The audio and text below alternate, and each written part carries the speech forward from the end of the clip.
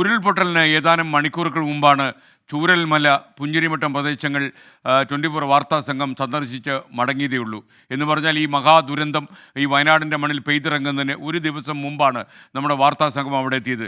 വയനാട്ടിലെ 24ൻ്റെ പ്രതിനിധി സുർജിത്ത് അയ്യപ്പത്ത് മൊബൈൽ ഫോണിലെ മനോഹരമായ ദൃശ്യങ്ങൾ അന്ന് പകർത്തിയിരുന്നു. പുഞ്ചിരിമട്ടത്തെ പുഴയും മനോഹരമായ കമ്പളം വിരിച്ചതുപോലെ കിടക്കുന്ന തേൽത്തോട്ടങ്ങളും വീടുകളുമെല്ലാം ഈ മൊബൈൽ ഫോണിലെ ക്യാമറയിൽ പകർന്നു.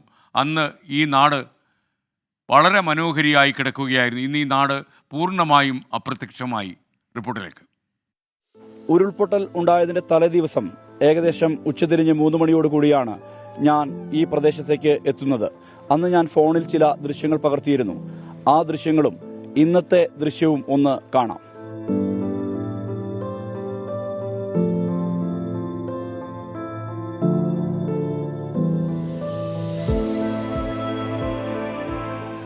അന്ന് ഞാൻ ഇവിടെ വന്നപ്പോൾ ചില ദൃശ്യങ്ങൾ പകർത്തിയിരുന്നു.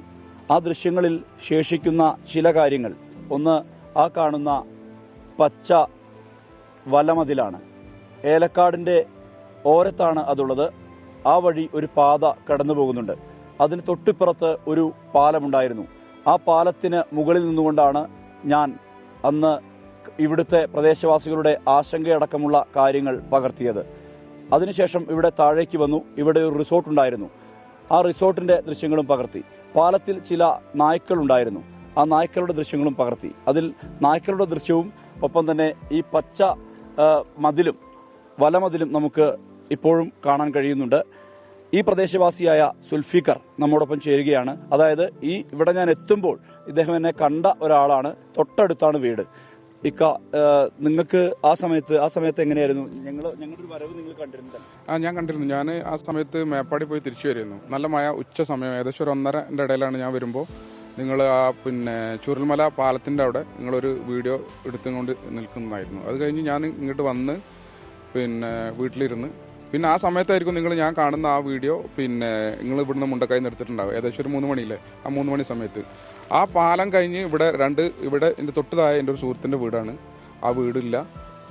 പിറ്റേന്ന് രാത്രി പകലത്തെ പിക്ചറാണത്. നിങ്ങൾ ആ പിക്ചറിൽ 2 നില വീട്, ആ വീട് ഷെഫീഖിൻ്റെയാണ്. PKS നമ്മളെ ഉറ്റ സുഹൃത്താണ്. അവൻ്റെ വീട്, അതിൻ്റെ തൊട്ടപ്പുറത്ത് വേറെ ഷെഫീഖ്, എല്ലാം പോയി. ചില ഒരു നായ്ക്കളുടെ ചിത്രങ്ങളും ഞാൻ അവിടെ നിന്ന് പകർത്തിയിരുന്നു. ഒരുപാട് നായ്ക്കൾ അവിടെ ഉണ്ടായിരുന്നു. അതിലൊരു എണ്ണമാണ് ഇവിടെ അലഞ്ഞു തിരിഞ്ഞ് നടക്കുന്നുണ്ട്. അത് ഇവരെ നായാണെന്ന് എനിക്ക് തോന്നുന്നത്. കാരണം എനിക്ക് ക്ലിയർ അല്ല, ആയിരിക്കാനാണ് സാധ്യത. കാരണം ഈ വീടിന് ചുറ്റുവട്ടത്താണ് ഇവർ. അതിന് നേരെ ഓപ്പോസിറ്റ് വീടാണ് എൻ്റെത്. ആ നേരെ താഴത്തെ വീട്ടിലത്തെ ആളുകളാണ് മിസ്സിങ്. ഒരാളെ ഉള്ളൂ മിസ്സിങ്. ബാക്കി അവർ കുടുംബം സേഫാണ്. ഈ റവന്യൂ ഉദ്യോഗസ്ഥരൊക്കെ വന്ന സമയത്തൊക്കെ നമ്മളിവിടെ ഉണ്ട്, ഞാൻ വീട്ടിലുണ്ട്. നമ്മളോടൊന്നും ആരും ഇങ്ങനെ ഇത് തന്നിട്ടൊന്നുമില്ല, ഇത് മുന്നറിയിപ്പൊന്നുമില്ല, മാറാനുള്ള മുന്നറിയിപ്പൊന്നും തന്നിട്ടില്ല. രാത്രി ആണ് ബാക്കിയുള്ള സംഭവങ്ങളൊക്കെ. ഞാൻ അന്ന് വന്നപ്പോൾ വലിയ ഭീതി ഉണ്ടായിരുന്നു. കാരണം ആ സമയത്ത് മഴയില്ല, പക്ഷെ അതിന് മുമ്പും ഇടവിട്ടും മഴ പെയ്യുന്ന ഒരു സാഹചര്യം ഉണ്ടായിരുന്നു അന്ന്. ആ സമയത്ത് അതിനുശേഷം രാത്രിയിൽ സംഭവിച്ച കാര്യങ്ങൾ എന്തൊക്കെയാണെന്ന് പറയാൻ പറ്റും? രാത്രി ഒരു 5 മണിക്ക് ശേഷം നല്ല മഴയുണ്ട്. അതൊരു 7 മണിക്ക് നിന്നിട്ടുണ്ട്. മഴ പെയ്തിട്ടില്ല. ഒരു ചെറിയ നോർമൽ മഴ ഉണ്ടായിട്ടുള്ളൂ. നമ്മൾ കടന്ന സമയത്ത് ഒരു 11 മണിക്ക് ശേഷം 10 മണിക്ക് ശേഷം നല്ല മഴ.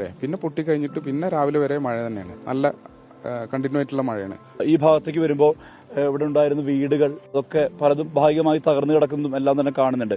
എന്താണ് അതേക്കുറിച്ച് താങ്കൾക്ക് പറയാനുള്ളത്? ഇതൊക്കെ ഞങ്ങൾ ചെറുപ്പം മുതൽ കളിച്ചു വളർന്ന ആളുകളാണ്. ഈ സുമേഷ്, അതുപോലെ ഇവിടെ ഉള്ള ആള് സുബ്രഹ്മണ്യം, ഫിറോസ്, ഇതൊക്കെ നമ്മൾ ഒരു കുടുംബം പോലെ കഴിഞ്ഞിരുന്ന ആളുകളാണ്. ചുറ്റുവട്ടത്തിലെ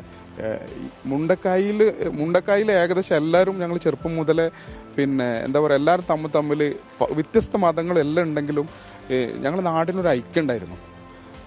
എന്ത് വിഷയം ഉണ്ടാവുമ്പോഴും ഒരു ദുരന്തം ഉണ്ടാവുമ്പോഴും എന്തുണ്ടാവുമ്പോഴും ഞങ്ങളുടെ നാടിനൊരു ഐക്യം, ഒരു നാടെന്ന് പറയുമ്പോൾ ഒരു നമുക്കൊരു എന്താ പറയുക, ഒരു ആത്മബന്ധത്തിനേക്കാളും കൂടുതൽ നമ്മുടെ നാട് എൻ്റേതാണെന്നുള്ള ഇതുണ്ടല്ലോ. അപ്പോൾ ഇനി ഞങ്ങൾക്ക് അതില്ല.